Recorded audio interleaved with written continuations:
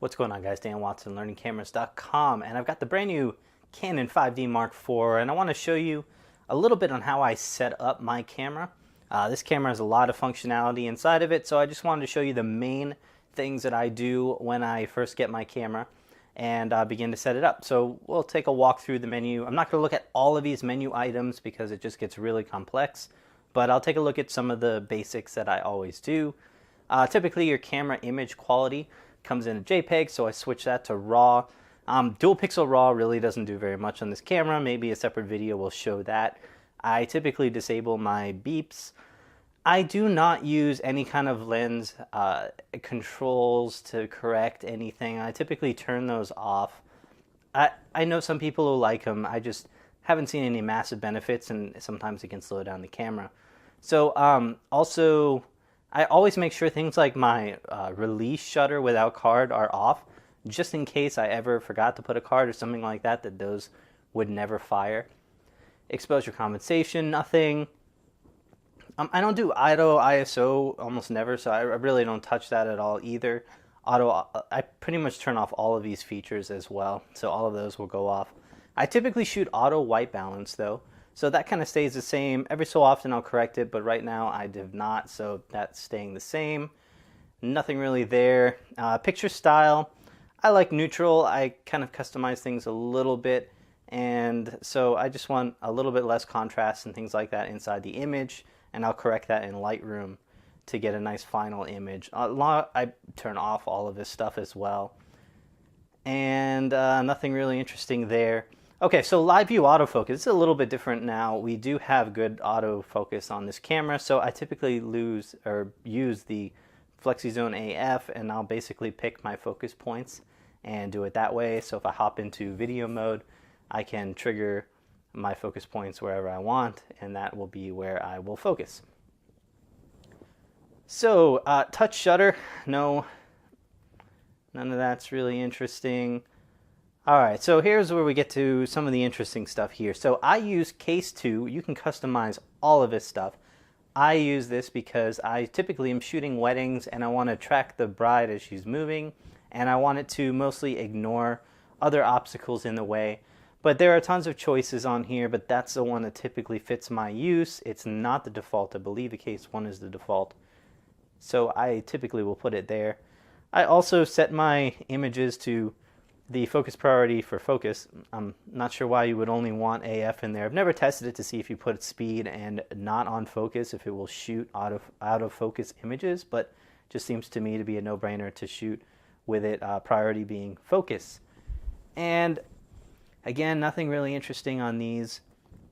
So I select only my cross type points. This camera has so many focus points, and usually all of the ones that I'm going to need to use are going to fall within those cross type points, and they're the best and most accurate and fastest to focus on.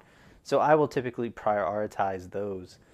And okay, so I do use, these are the focus types that I use. I almost never use these expanding AF areas just because I'm usually picking my focus point and then setting my subject right there, and I'm not tracking objects moving across the frame or anything like that one. So I'm going to pick my focus point, and those are the tools that I use to choose it with.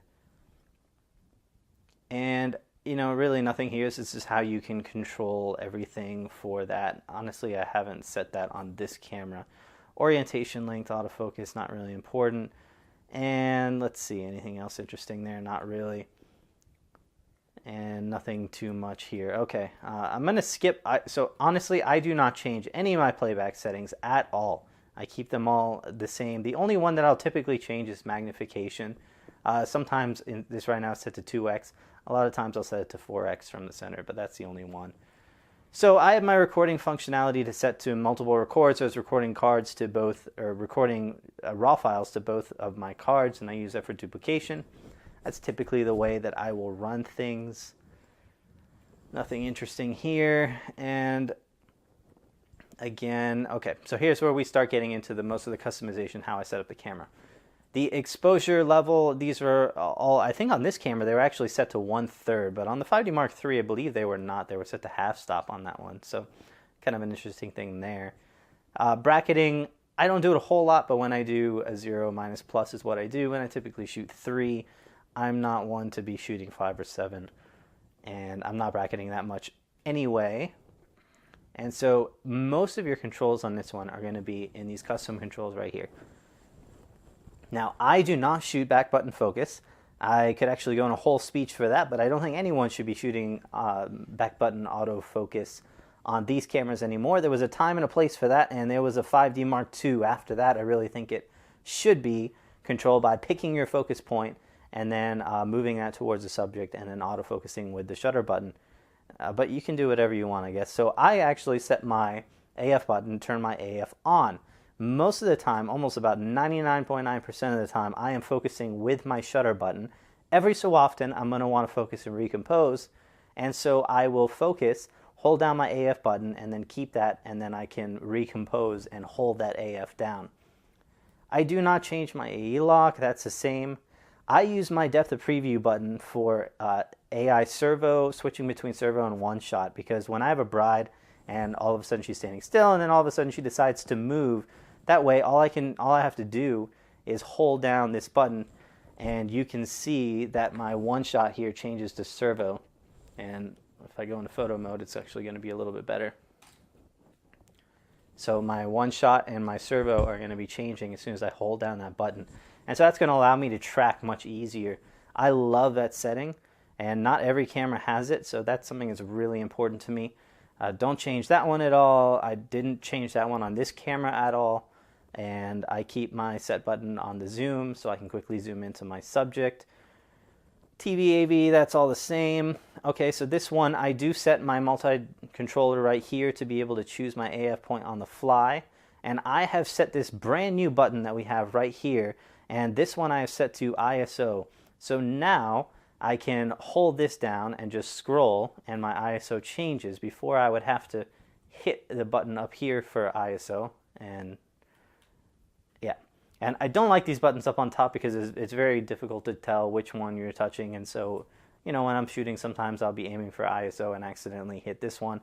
And so I like having it here now that I can do this. It's nice, convenient, and it works very well. So that was a new thing for the 5D Mark IV that I like a lot. So that's all of those. I think that's going to be it. I don't really touch anything else in there. So yeah. So that's a wrap up. That's kind of how I set up the camera. That's how I control the new button right there. I wish we had more options for controlling these. I never use the rate button, and all you can use that for is rate and lock, really. So that's kind of a stupid button for me. Also, that's a stupid button for me. So I really wish we had some more customization on some of those buttons over there. Maybe making them to control my audio levels for video or some other video functionality would be nice. I don't know, something we could find for Canon to do on that one. Overall, the entire camera controls are pretty much the same versus all of the other ones. And so you really don't have a whole lot of differences between cameras. So this is all going to look very, very familiar if you're coming from a 5D Mark III, which is what I'm coming from as well. So the lock button, I honestly don't lock it very often. Usually I will set it to control this, and I have not set it right now, but that's typically what I will set it. Actually, right now I have it set to lock the touchscreen. And that was actually important. I used to have this lock this wheel, but I almost never used it. But I actually find that there are times that I do not want a touchscreen, so I really like being able to set this lock button to lock that touchscreen. So that's another thing that I use a lot. And I think that's it. So yeah, that's how I set up the 5D Mark IV. I'm going to have a full review on this, so keep up with me there. And if you have any questions on this camera, I know now we can have Lightroom, so I'm going to have some pictures coming up now that I can edit my raw files in Lightroom. So stay tuned for a bunch of stuff coming up in the full review.